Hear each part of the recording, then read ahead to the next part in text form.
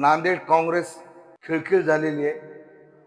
अनेक नगरसेवक पक्ष सोडून जात असताना सुद्धा जय महाराष्ट्र.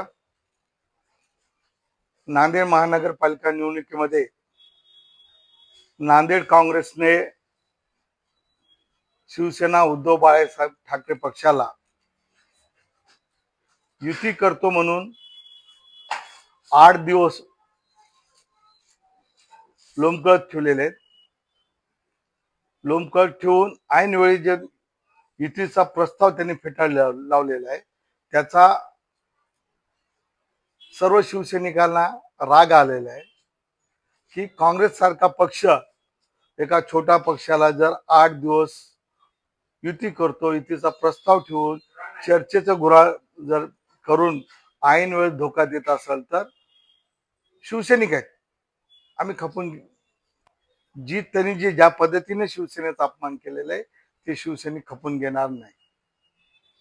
गेल्या लोकसभेला खासदार रवींद्र चव्हाण निवडणुकीला उभा होते तेव्हा महाविकास आघाडीचं दरम्यान चालतं.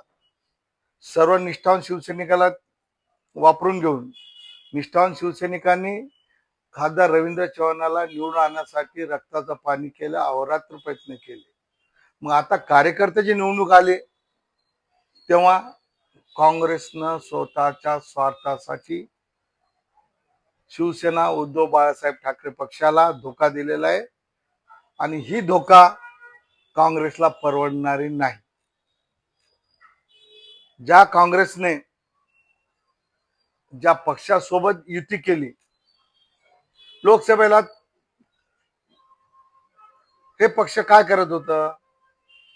रवींद्र चव्हाणाला माझा सवाल आहे, तुम्ही ज्या पक्षासाठी ज्या वंचित आघाडीसाठी तुम्ही आमची युती तोडली, तुमच्या भरोश्यावर आम्ही होतो, नाही तर आम्ही 81 उभा केला असतो. आमचे खासदार आष्टेकर साहेब, आम्ही सर्वजण काँग्रेसच्या खासदारासोबत बैठक घेतली. 18 जागावर आम्ही